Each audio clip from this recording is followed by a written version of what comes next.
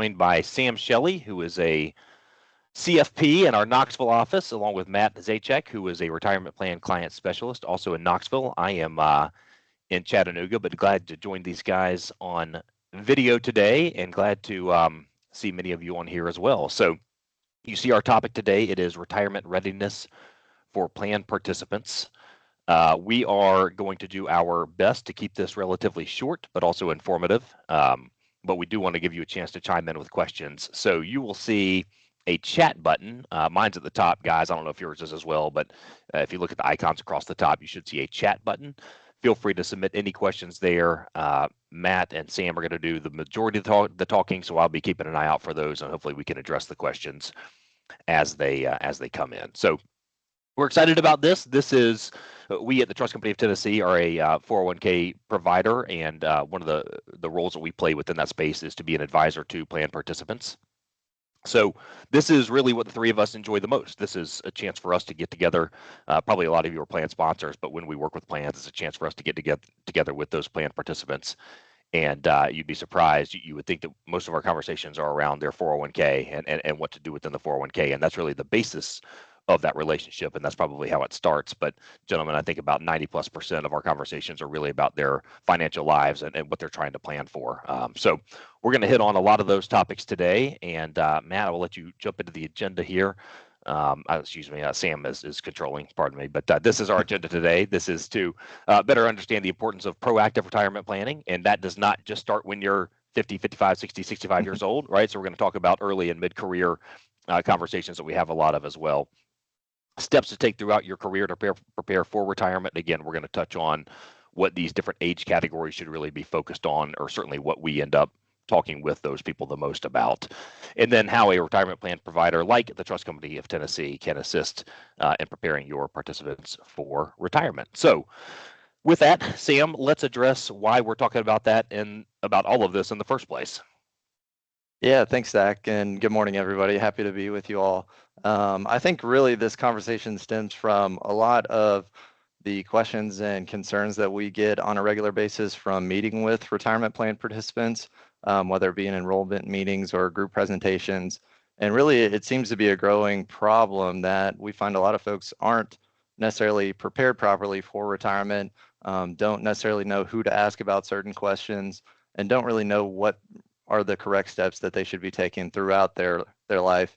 And a lot of this comes from a lack of education through no fault of their own. It's not necessarily something that's taught in schools these days. And then once they leave school and join the workforce, they're not really sure who to turn to, whether it be their employer, maybe family members that have had financial success. So there's a lot of things that play into it, but really we find that if we look at a few stats here on the screen, almost 57 million Americans work for an employer that doesn't even provide a retirement plan. We find that a lot of folks that are nearing the retirement age between 55 and 66 actually have no retirement savings. And I'm sure we've all heard the stat that a lot of folks don't even have an emergency fund saved up, much less saving for retirement. Then also 79% of Americans agree that there is a pending retirement crisis, and that one day is going to come that we realize that folks haven't saved up enough. We also realize that Social Security is likely not going to be enough to provide for your entire lifestyle once you decide to retire. It's meant to supplement retirement, but it's not necessarily meant to provide for your entire retirement. And we think about this chart here kind of shows what income you're currently earning and then what expected Social Security benefit you can expect to receive. And for example, if you make $100,000 a year, most likely you're gonna income is going to be replaced by about $30,000 in retirement through Social Security. So likely not going to be enough to maintain the kind of lifestyle you're used to living. And most Americans increasingly agree that it's only getting harder and harder to retire. And a lot of this comes from some of the data that we've seen recently from inflation and the rising cost of things certainly plays into that as well.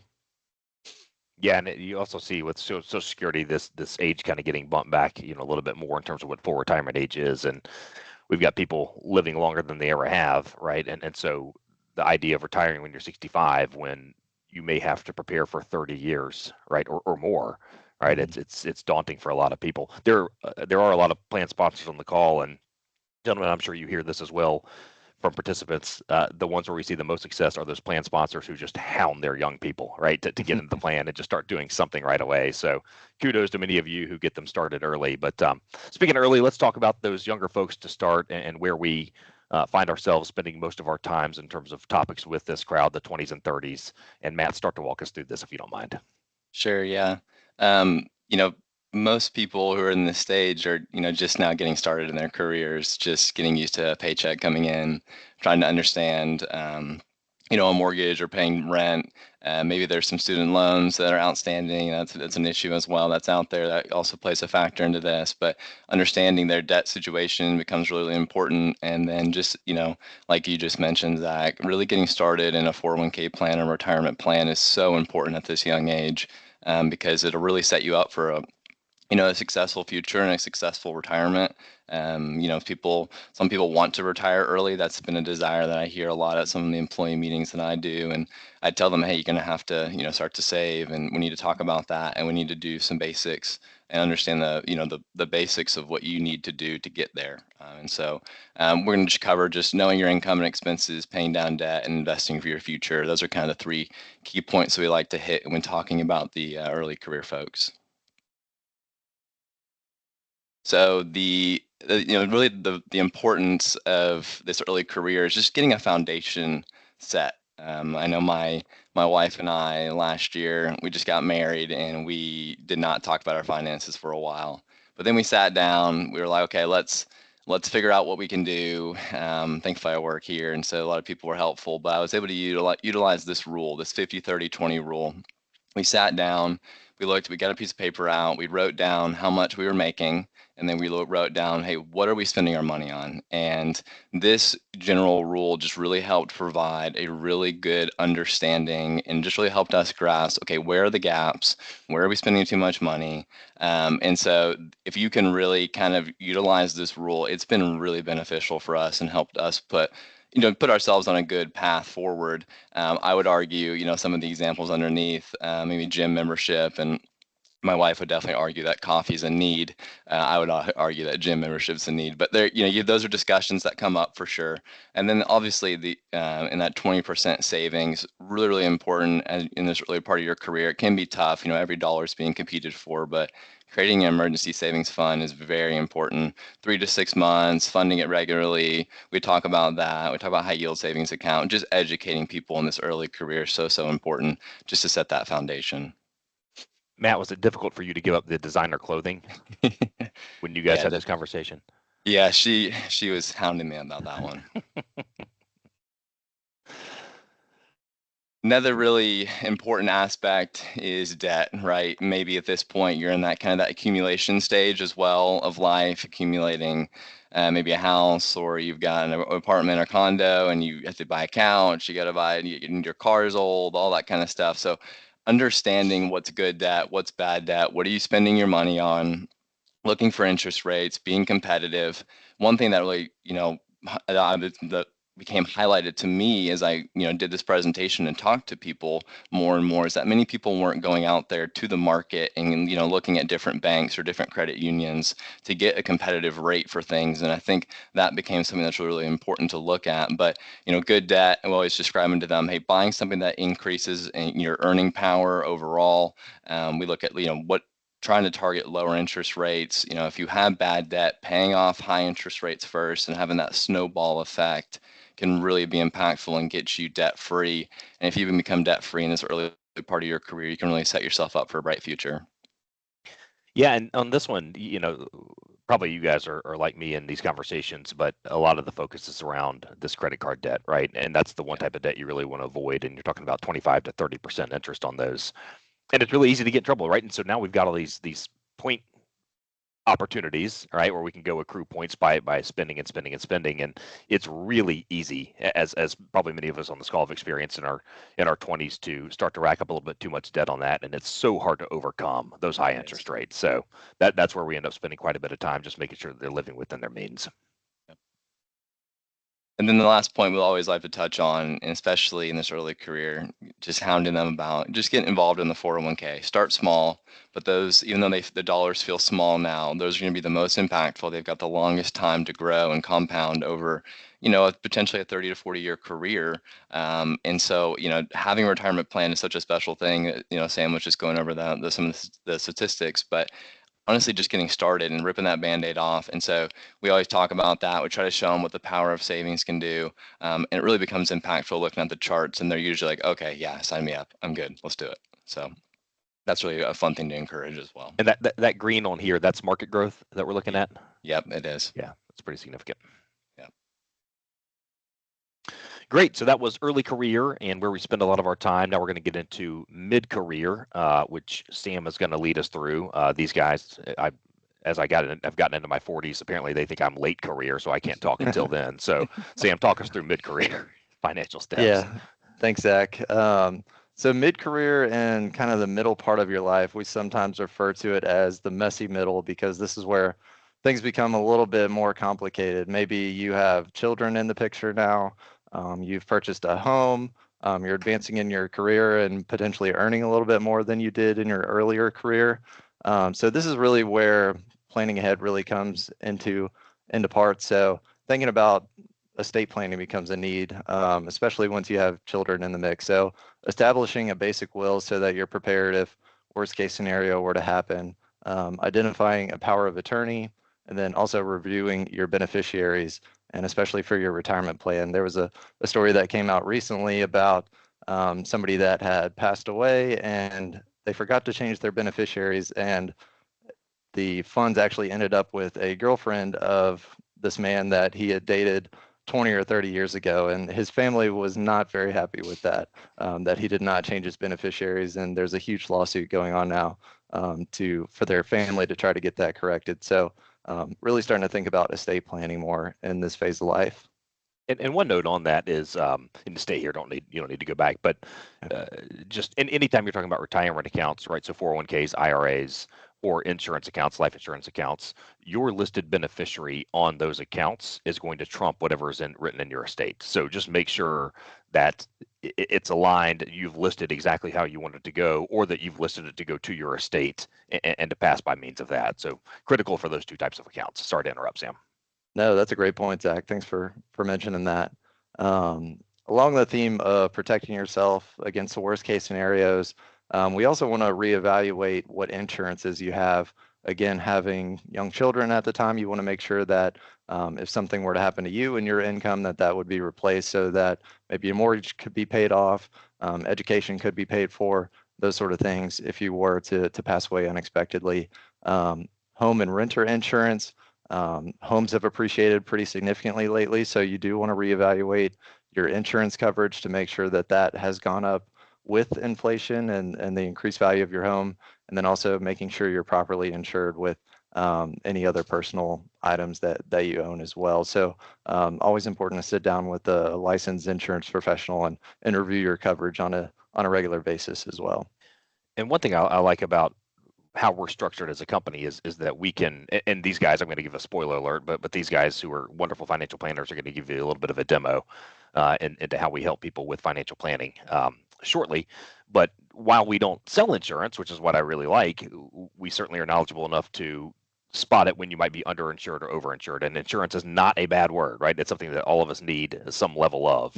It's just making sure that you have the right type of coverage for what you're truly trying to accomplish. And ultimately, we never want to use our insurance. But it's there to be in place as you need it. So it's also something where you can have a set of eyes on there where we're not registered, but we can start to identify some, this might look a little bit iffy. Also, along the theme of increased earnings comes with increased savings as well. So this is kind of the hierarchy that we tend to think of where your dollar bill should be split when it comes to retirement specific savings. So first step, starting at the top, you definitely want to take advantage of any employer match if that is available to you. From there, an HSA, a health savings account, is a really great account to prioritize. A little bit lower contribution limits to that the IRS allows, but there's some great tax benefits from that go along with the HSA accounts, and maybe that's a topic for another conversation. But from there, we definitely want to maximize your 401k contributions. The limit for this year is $23,000 with a catch up of $7,500 for those that are over the age of 50. And then from there, we can start to think about outside IRAs, individual retirement accounts, and taxable investment accounts after that. Excellent. Thank you, Sam. All right, now we're going to get into the later career, nearing retirement financial steps. Matt, I will have you kick us off, and then I'll jump in here shortly as well. Sure. Go to the next slide, Sam. Yep. So, as you're potentially approaching, gone through mid-career, approaching nearing retirement, maybe you have a retirement date in mind, maybe you don't, that's okay. But as you get closer to, a potential retirement day, you're more established, you're working towards the end of your career. It can be kind of complex as well. All parts of your career are really, but this part can be a little complex with understanding Social Security, making sure that you have a path forward, and looking at your savings. Do you have enough to be able to, get to the place you want to go, to meet your goals and your desires for retirement? All of that becomes really important as you get into this nearing retirement stage, and especially the understanding Social Security part. That can be a pretty complex issue, and understanding, what's going to be coming from Social Security, and maybe there's a spouse in the picture as well. What does their benefit look like? How does that play into the picture? And like Zach mentioned, we're going to kind of play out a scenario here in a few minutes that kind of helps just show how important just the planning aspect really is. So determining your Social Security benefit. So you have to have earned 40 credits to be eligible for Social Security. Credit is defined as 3 months of service, so 10 years to get 40 credits. And the Social Security Office Administration takes your highest 35 income years, and that's what your monthly Social Security benefit will be based off of. And you can claim as early as 62, or you can defer till 70. But for those who are born after 1960, it is age 67 to be your full retirement age. Zach's already mentioned that that's been pushed back a little bit, and curious to see how that continues to be worked through, in the government. As there's a lot of, questions and speculation about Social Security, when to claim, stuff like that. And we can talk through that at the very end as well. But that's kind of the basics of how it works, and we can obviously help with those who want to get more detailed, but that's kind of what we usually go over, and making sure they understand that part, and that plays a factor of when they want to retire and when they want to start claiming Medicare, all of that all plays into this picture of Social Security for sure. Yeah, and that the question that's starting to come up about Social Security is when to take it. Yeah. Right, and so I guess the answer is, if you know when you're going to die, we can tell you the best age, right? Ultimately, every year you wait, you want to wait till your full retirement age if you can to start, and then every year that you wait, you're really generating another 8% in income each year you do that. So the easy answer here is age 70, but it depends on everybody's financial situation, and again, that's something we can determine through our financial planning, as we'll show you here shortly. Before I jump into this, one other question that came in, Sam, I think you gave the example earlier about the girlfriend, and the question is, isn't a spouse the automatic 401k beneficiary if married, unless there is a signed document granting the beneficiary to someone else? The answer is, it depends on the state. In the state of Tennessee, correct me if I'm wrong, guys, that is true as I understand it. Other states, other states, it may not. It may just go directly to whoever the listed beneficiary is. So I can't address the other 49 states right now, unfortunately, but it's a good question. It is. So this is where we like to capture financial planning. And by the way, financial planning, this isn't like going into a doctor for some massive physical with tons and tons of testing and all that, right? We say that, guys, and I feel like it's daunting to some people. And I don't think I've told you guys this, but I had somebody reach out who's a 401k plan participant, and this has probably been about a year ago. And she said, I just need to map out retirement, and I'm nervous, and I feel like I've done everything wrong. I was like, just come in, let's sit down, don't bring anything. Let's just have a general knowledge of your assets, and let's talk through this. And it ended up going great, right? And she was relaxed, and she's put herself in great position. But she opened the door, and these guys know who William is in my office, and William occasionally brings in the dog for us to play with, and the dog was in that day. And she opens the door, and she said, Oh my gosh, you have therapy dogs for these sessions. And so financial planning is not daunting. It's not a place where we come in and judge what you've done. It's really forward looking. And what we like to do is capture people before they start to think about that retirement window and what that looks like and start to plan ahead for them. Because what we can tell you in this aligning your investment slide is by the book, what we want to do is be more aggressive the younger we are, right? So for Matt and Sam, I'll pick on you because you're much younger than I am. So, for these guys, whatever happens in the markets this year, I don't care. Right. Ultimately, if they've got a 100% equity portfolio over the next 20 years, they're going to be better for it, right? And history has shown us that. So what we start to do is as we get into our mid-career, we scale back a little bit of that risk, start to protect a little bit more of that money. In a later career and getting towards retirement, that's where we start to really scale back some of that risk and put more protection through fixed income or bonds on that portfolio. But where the financial planning aspect comes into play is all of us are different, right? All of our retirement hopes and dreams are different. All of our savings are different. So while I can tell you by the book, you're getting closer to retirement, let's start to protect those assets. The reality might be that you want to keep trying to get the bigger benefit that you can every year because of what you're trying to accomplish in retirement. So here's a general set it and forget it rule, but it really comes down to your own personal situation. And now we're going to start to get into what we really look at with financial planning on this slide and the next one.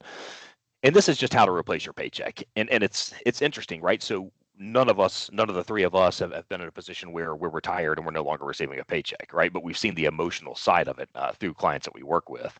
And even clients who we can show them a financial plan and they are fine, right? They are totally fine. They're going to accomplish all they want to accomplish and leave plenty behind to the next generation or to charity or whatever they decide. As soon as you stop receiving that paycheck, it hurts, right? It's different, right? It's a place you've never been in before.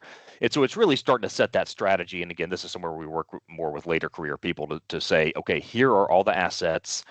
We're going to put in place for you alongside you tax strategies to make sure that we're taking care of your liabilities or your wants and the needs that you have in retirement.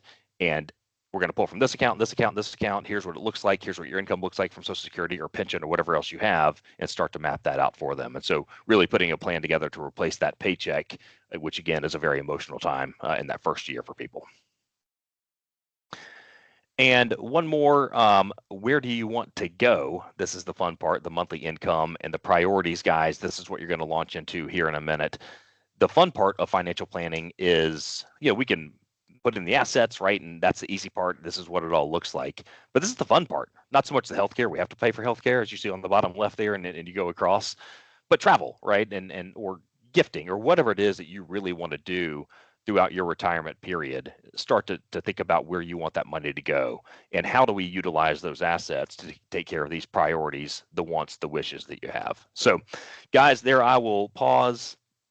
Sam, I think you've got the tricky duty of moving us to a different screen, and you guys are going to give us a live demo of a financial plan through a system that we use that I like a lot, very user-friendly, Money Guide Pro.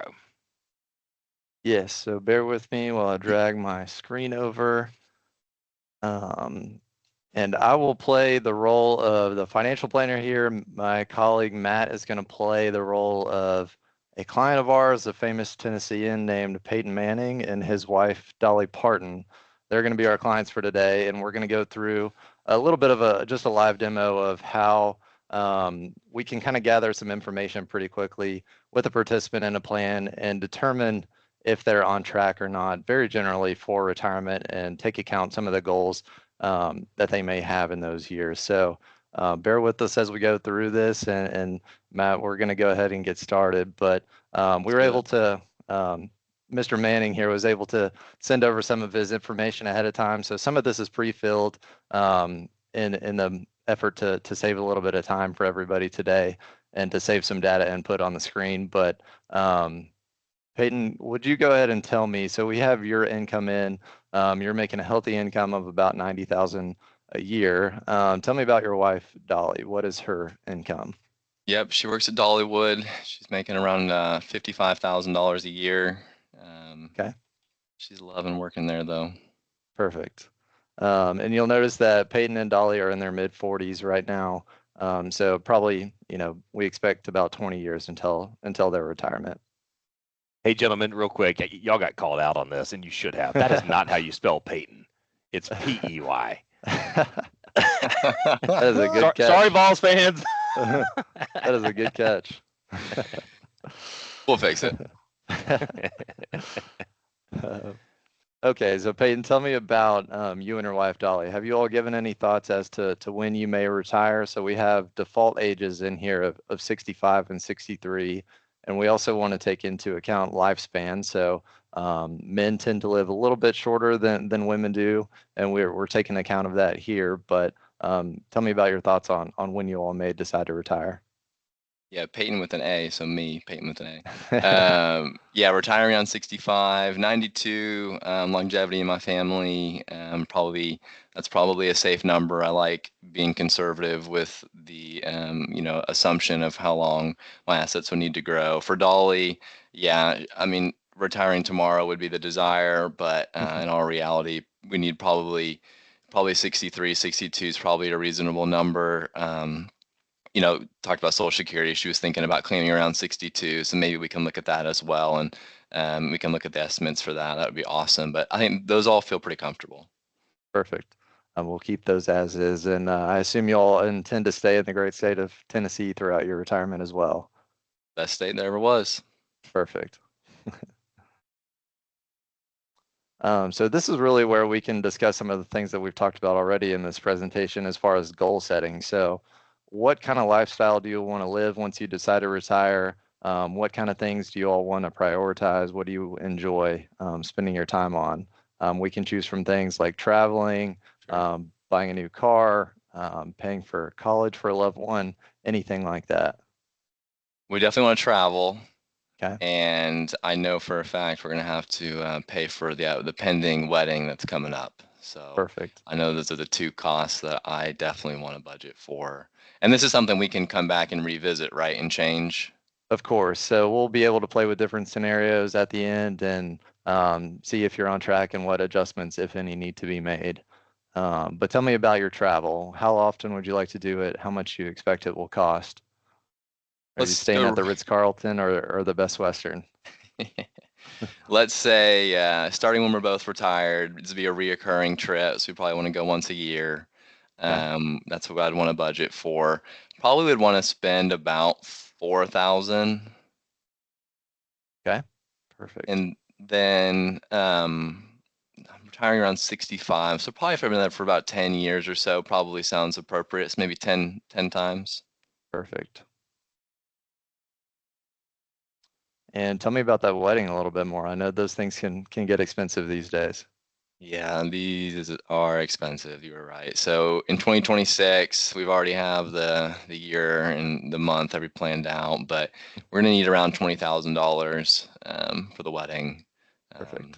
It's a pain for me to say that, but that's the true case. Perfect. And primarily the largest expense that we find clients have is just basically living expenses. So things like groceries, gasoline, keeping the lights on, utilities, those sort of things. Do you have an idea of how much you may want to spend on basic living expenses in your retirement? I would say we'd probably spend close to about $70,000 per year.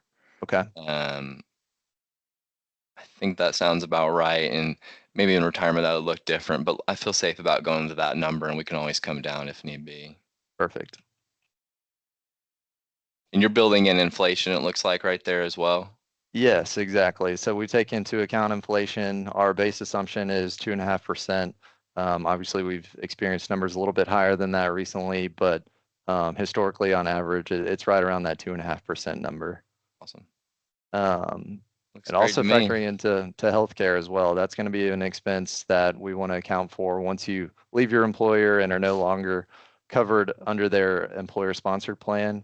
Medicare will likely be something you enroll in, and that's going to be a cost that we want to account for as well to make sure you're still properly covered. Any other goals or anything like that cross your mind? If Dolly was here, she would probably want to say a lot more, but let's go for here right now. Perfect. So Social Security is something that we have touched on a little bit.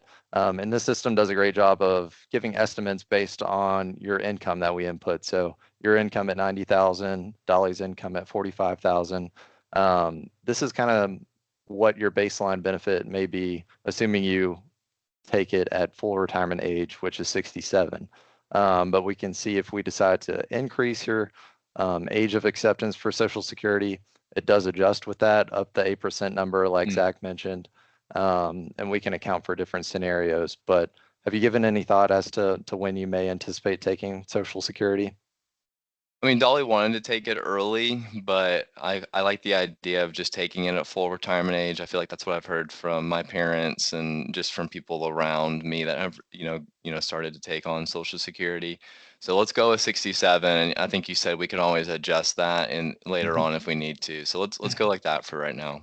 Exactly. Okay, perfect. And do you expect to work part-time at all after? It sounds No. like perfect. So we will definitely not include that. No, do not want to work anymore. But we could include things like pensions that you may receive, rental income, any part-time employment income you can expect. We can account for that as well.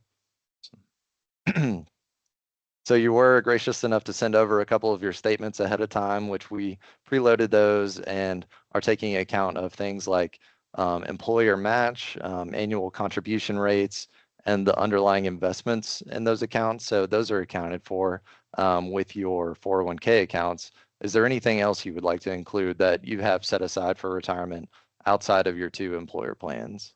I do have like a traditional IRA, so we'll probably want to put that in. Perfect. And I think right now the value is around like 102,000 or something like that. Okay. And don't ask me how it's invested. I don't know. It's 100% Bitcoin. It might be. I sure hope not. That would be a topic for another conversation. I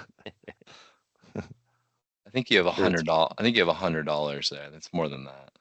Good catch. You said 100,000. Yeah, 102,000, I believe. 102. But give me the 2, please.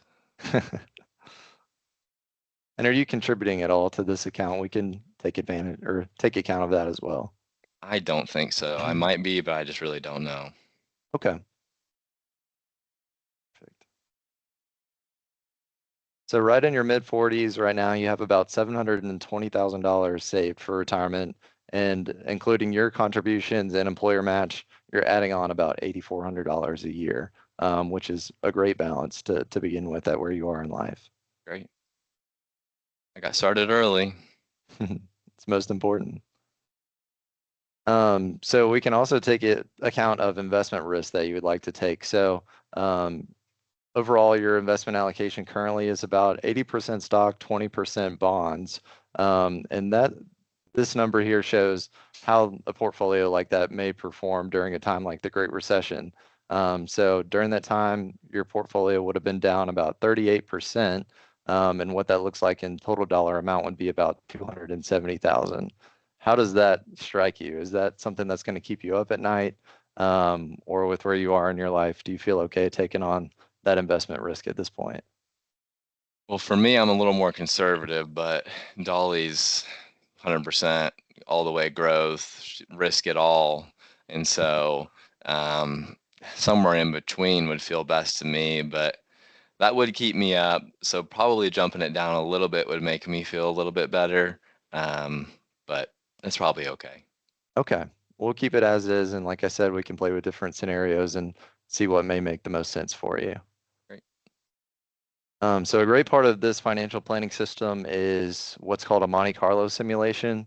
So essentially we run 1,000 different trials of different market scenarios to say, hey, what if the market performed on average, best case scenario, maybe up 30 or 40%.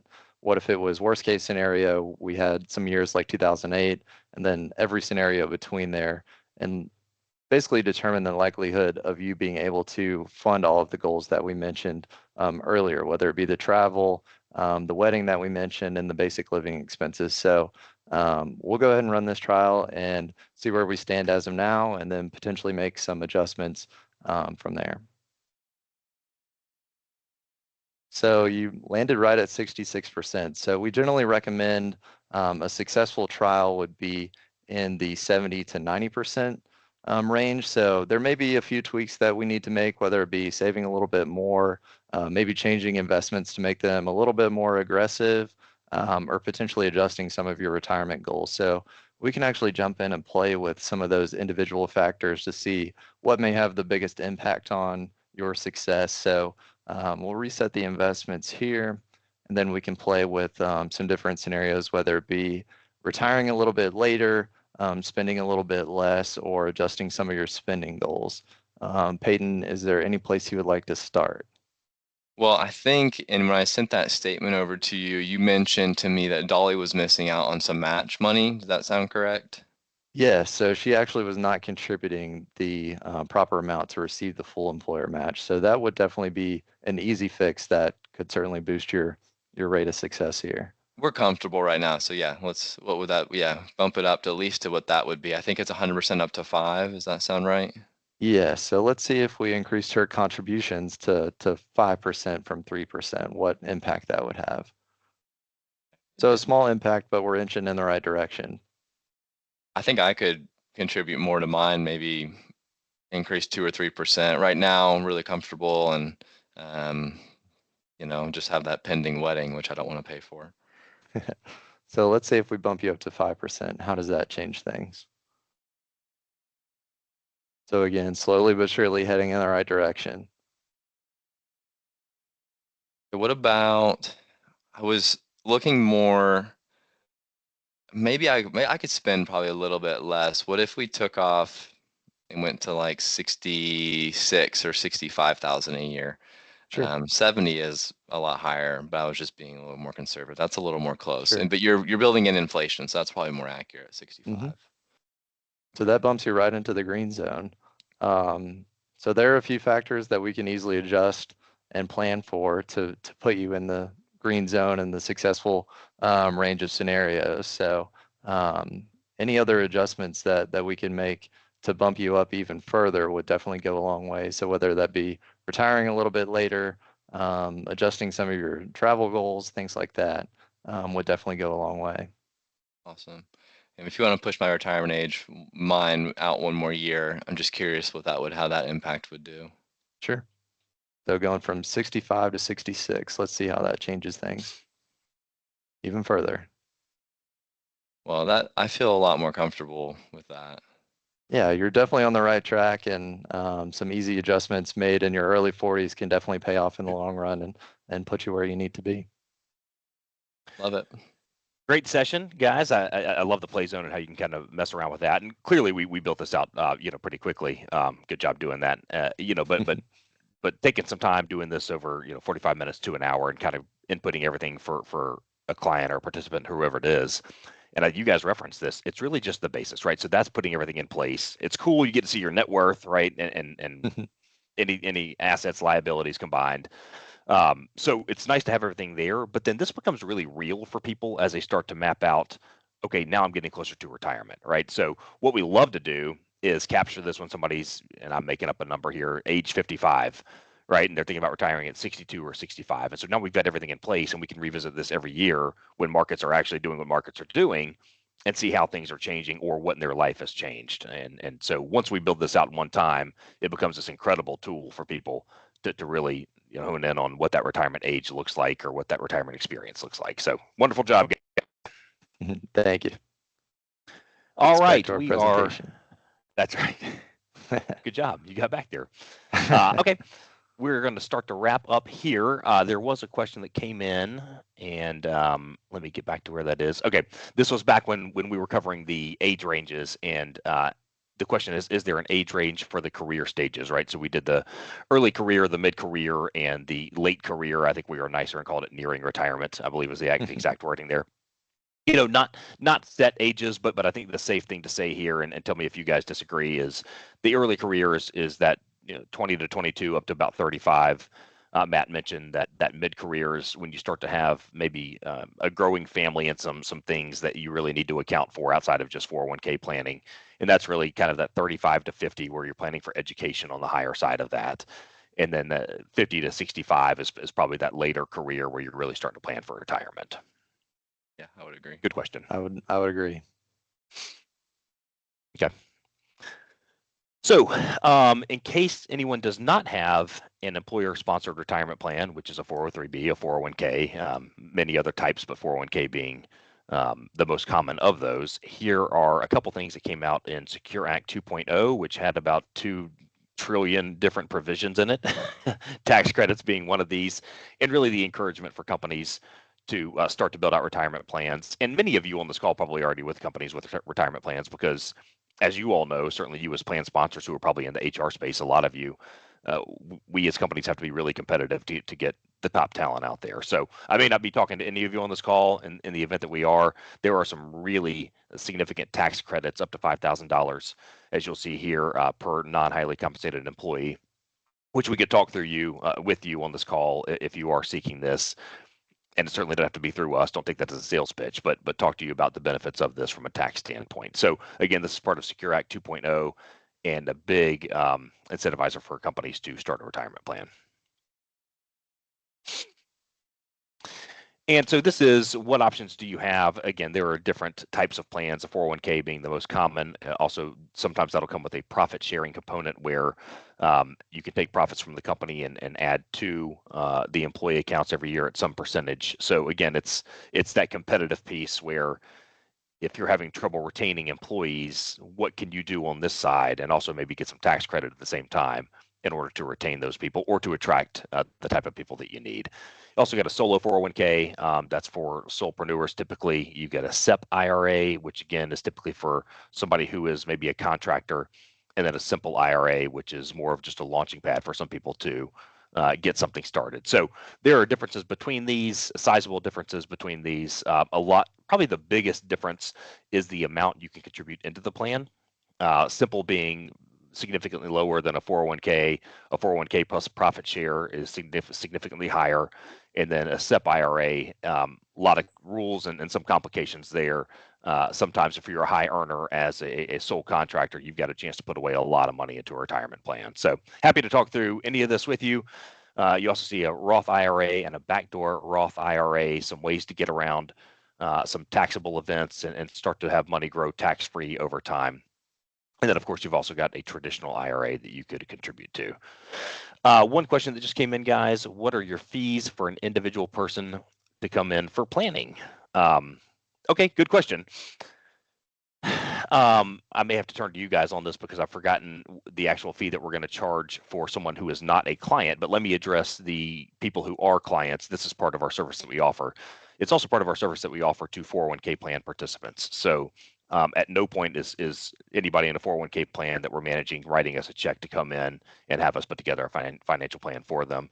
Gentlemen, off the top of your heads, do you know what the charge is for a non-client or somebody not associated with the Trust Company of Tennessee to come in and do a financial plan, a one-off financial plan?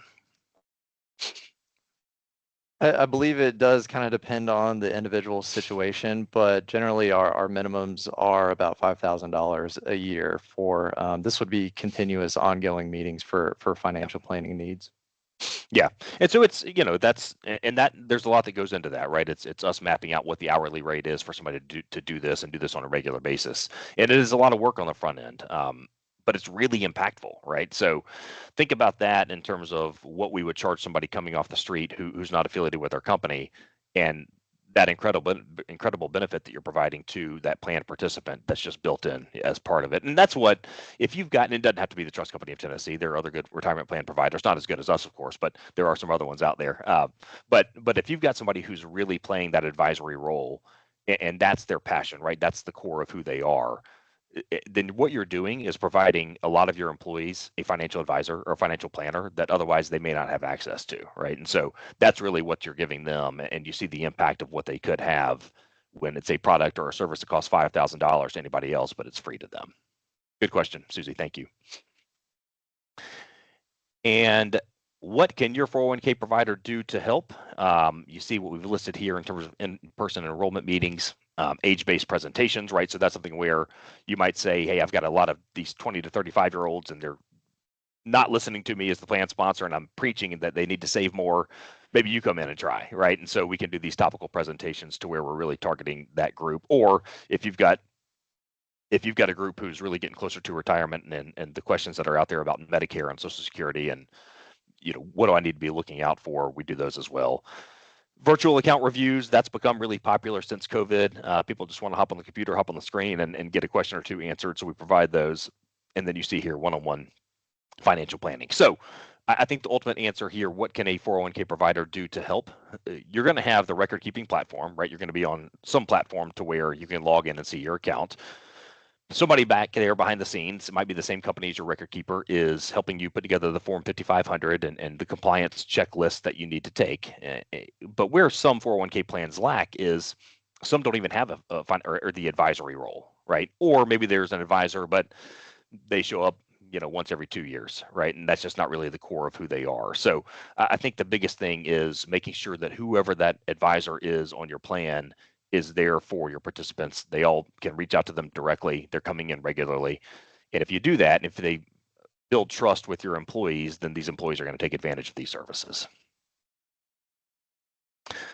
Guys, I think, Sam, nod if I'm right, I think that's going to wrap us up for the presentation. Excellent. I do not see any new questions that have come in. I thought you guys did outstanding outside of somehow spelling Peyton Manning's name incorrectly. That's going to go down as one of our worst moments of Retirement Plan Academy, but we'll get over it. But wonderful job. Thank you all for being here with us today. We are going to be coming back in the next couple of months. As you may have heard, this is an election year, and election years can rock the markets a little bit. It can make us all a little bit antsy. It can change how markets perform as we get closer to November. So we are going to touch on that, date and information to come. Matt, Sam, thanks so much. And thank you all for being here and look forward to seeing you soon. Thank you. Thanks, everybody.